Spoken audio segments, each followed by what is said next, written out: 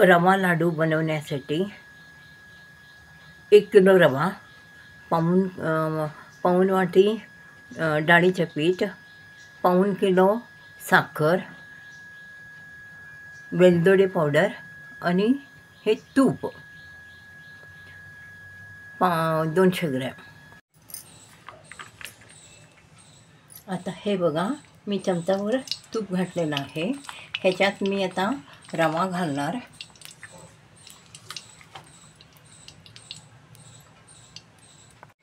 आता हे बघा, रवा घातलेला आहे आणि आता साधारण मंद आचेवर ह्याला भाजून घ्यायचं.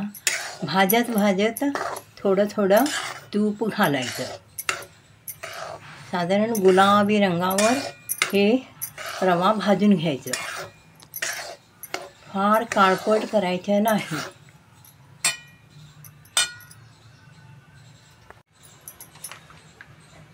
हे बघा, आणि थोडंसं तूप घातलेलं आहे. असं थोडं थोडं तूप घालत रवा असं भाजून घेणे.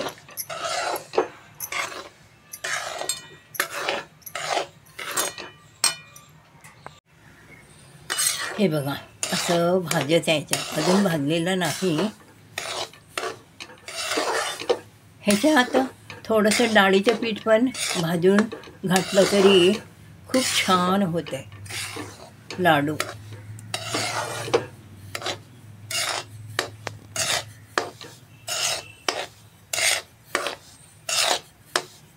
डाळीचं पीठ वेगळंच घालायचं, ह्याच्यात नाही घालायचं.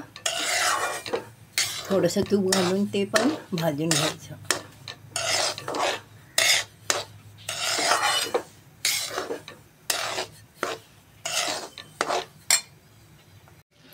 आता डाळीचे पीठ तूप पातळ करून घेतले आणि डाळीचे पीठ एक वाटीभर घातलेलं आहे. आता हे भाजून घ्यायचे. हे बघा, जास्त लाल करायचं नाही, मीडियम ह्याच्यात हे भाजून घ्यायचे.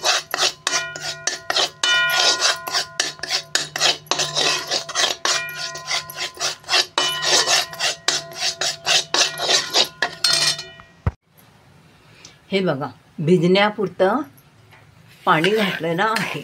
आता ह्याचे एक तारी पाक कसं बनवायचं हे तुम्हाला दाखवणार आहे. साखर असं वरच्यावर हलवत राहणे.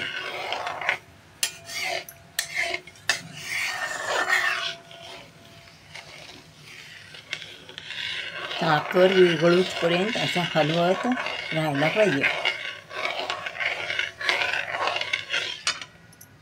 उकळी आलं की पाक बघता. आता हे बघा, एक तारीचं पाक कसं बघायचं, ह्या पद्धतीनं बघायचं. हे बघा,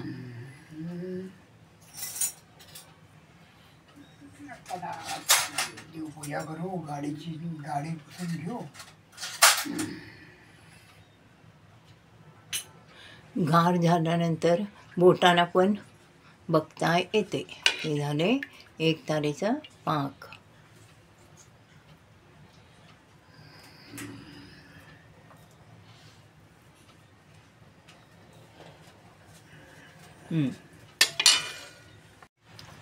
लगेच त्याच्यात रवा आणि डाळीचं पीठ मिक्स केलेलं मिश्रण घालायचं.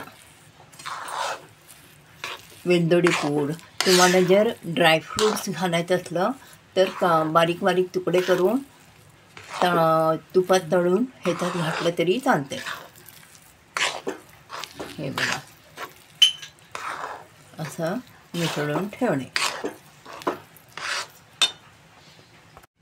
आता बघा, लाडू वळायला आलेला आहे. साधारण 1-1.5 तास तरी ते पाक केल्यानंतर भिजायला पाहिजे. भिजल्यानंतर हे लाडू वळायला येते. ह्याच्यात तुम्ही काय पाहिजे ते ड्रायफ्रूट्स घाला, बेदाणे घाला, म्हणजे लाडू छान दिसते. तुम्हाला जसं पाहिजे त्या आकाराला तुम्ही करू शकता.